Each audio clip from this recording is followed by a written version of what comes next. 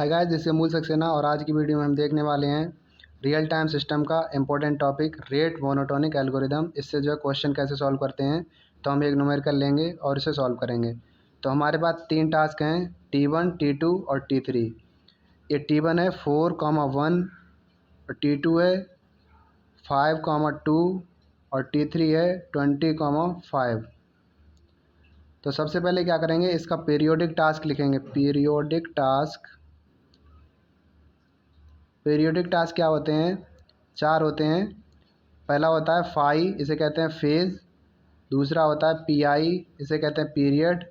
Third होता है EI, इसे कहते हैं एग्जीक्यूशन टाइम। और लास्ट होता है डीआई यानी कि डेडलाइन। पहला होता है फेज़, पीरियड, एग्जीक्यूशन टाइम और डेडलाइन। तो हमें सबसे पहले जो टास्क हैं उनको जो है पीरियोडिक टास्क में कन्वर्ट करना है यहाँ पर। तो सबसे पहले इन्हें कन्वर्ट कर लेते हैं। तो सबसे पहले क्या करना है, T1 क्या होगा यहाँ पर, जो हमारा फेज़ होगा। फेज़ जब नहीं दिया होता है तो उसे 0 मान लेते हैं। तो 0, पीरियड क्या होगा आपका, जो आगे दिया होगा उसे कहते हैं पीरियड। तो पीरियड हो जाएगा आपका 4 और एग्जीक्यूशन टाइम क्या होगा, बाद वाला एग्जीक्यूशन टाइम हो जाएगा हमारा 1।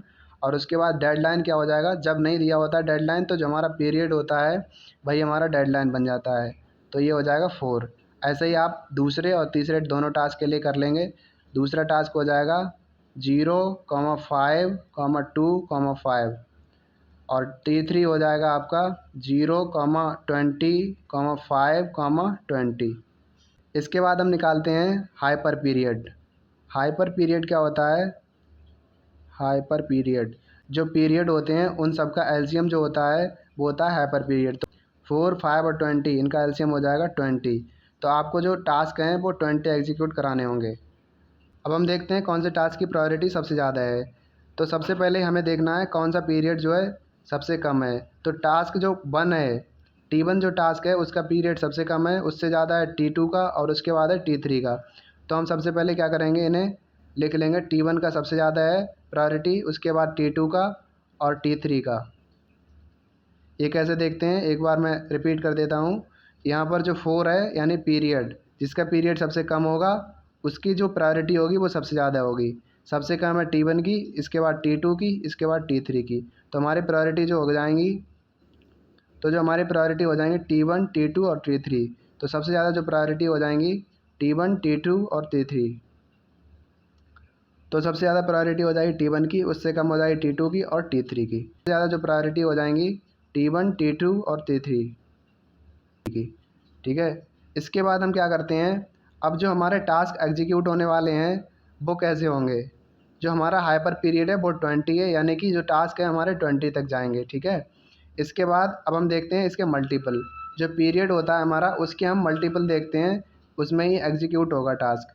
तो सबसे पहले 0 और 0, 4, 4, 8 यानी जो टाइम है वो लिमिटेड रहेगा, जो पीरियड है वो सेम रहेगा। 0, 4, 8 के बाद आएगा 12, 16 और 20।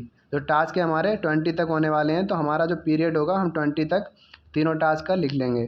इसके बाद इसका हो जाएगा 0 और इसका जो पीरियड है वो 5 है, यानी डेडलाइन या पीरियड दोनों सेम ही है। तो 0, 5, 10, 15, 20 तक ही हमें जाना है, क्योंकि हमारा जो हाइपर पीरियड है वो 20 है। Next is T3। तो T3 का जो पीरियड है वो 20 है, तो इसका क्या हो जाएगा 0, 20। तो अब हमें तीनों टास्क एग्जीक्यूट कराने हैं और हमारा जो पीरियड है वो हमने निकाल लिया है, इधर आ गया है। एक ब्लॉक बना लेंगे, उसमें हम क्या करेंगे 20 सेक्शन कर लेंगे, जिससे हमें 20 टास्क जो है एग्जीक्यूट कराने हैं। तो यहाँ से 20 ब्लॉक कर लेंगे आप। हमारे जो 20 ब्लॉक हैं वो बन जाएंगे, इस पर हम नंबर डाल देंगे।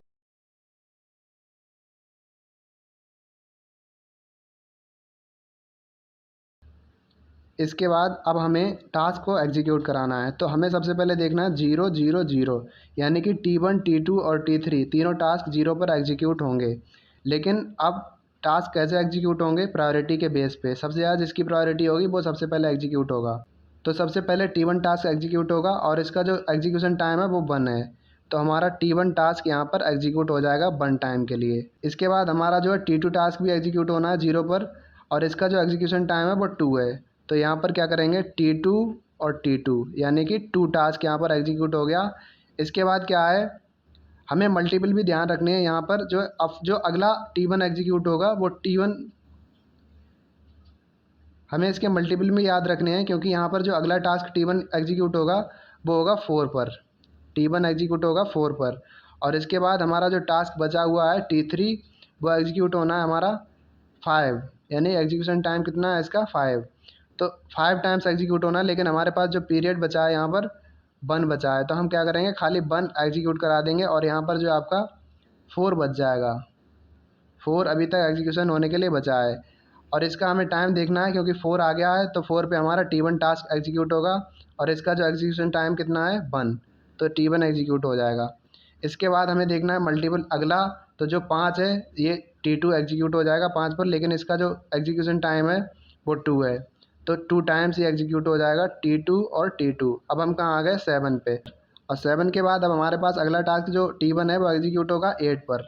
8 पर एग्जीक्यूट होगा T1 टास्क, और जो T2 टास्क है वो एग्जीक्यूट होगा 10 पर। T2 एग्जीक्यूट होगा 10 पर। तो हमारे पास जो 7 से 8 तक हमारे पास टाइम है, हमारे पास जो बचा था 4 एग्जीक्यूशन टाइम T3 का, तो उसमें से हम क्या करेंगे, एक और एग्जीक्यूट करा देंगे, हमारे पास 3 बचेगा, तो यहाँ पर T3 एग्जीक्यूट हो जाएगा, और T1 यहाँ पर क्या हुआ 8 आ गया, तो 8 पर फिर से T1 एग्जीक्यूट हो जाएगा। इसका एग्जीक्यूशन टाइम कितना है 1। इसके बाद क्या करेंगे, 9 पर हमारे पास कोई भी है नहीं, तो हम क्या करेंगे 3 को एग्जीक्यूट करा देंगे T3, और अब T2 आ गया, और T2 हमारा 10 है, और 10 ये एग्जीक्यूट होगा 2 टाइम्स। इसका एग्जीक्यूशन टाइम कितना है T2, 2 बार ये एग्जीक्यूट हो जाएगा। इसके बाद अब हम आ गए 12 पे, और 12 पे जैसे ही आए, और 12 पे हमारा एग्जीक्यूशन होना है हमारा T1 का, तो T1 का एग्जीक्यूशन करा देंगे। इसके बाद जो अगला T1 का एग्जीक्यूशन है वो 16 पर है, T1 का 16 पर है, और जो T2 है उसका है 15 पे। T2 का है 15 पर, और हमारे पास जो 13 और 14 ये टाइम बच रहा है, तब तक क्या करा देंगे हम T3 एग्जीक्यूट करा देंगे, और T2 का टाइम हो गया यहाँ पर 15, तो T2 एग्जीक्यूट करा देंगे। 15 पे हमारा T2 है, लेकिन T2 का जो एग्जीक्यूशन टाइम है वो 2 है, लेकिन अभी हमारा एक ही एग्जीक्यूट हो पाया, क्योंकि प्रायोरिटी जो है T1 की ज़्यादा है। तो 16 जैसे ही आएगा वैसे ही क्या होगा, T1 एग्जीक्यूट हो जाएगा, इसका एग्जीक्यूशन टाइम 1 है। जैसे ही इसका एग्जीक्यूशन होगा उसके तुरंत बाद क्या हो जाएगा, T2 एग्जीक्यूट हो जाएगा। T2 भी पूरा एग्जीक्यूट हो चुका है, लेकिन अब सारे जो 20 के बाद एग्जीक्यूट होंगे, और इसका भी एग्जीक्यूशन हो चुका है। देखो यहाँ पर T3 और T3 3 हो गए, और 2 ये हो गए, तो यहाँ पर जो एग्जीक्यूशन है इसका भी हो चुका है।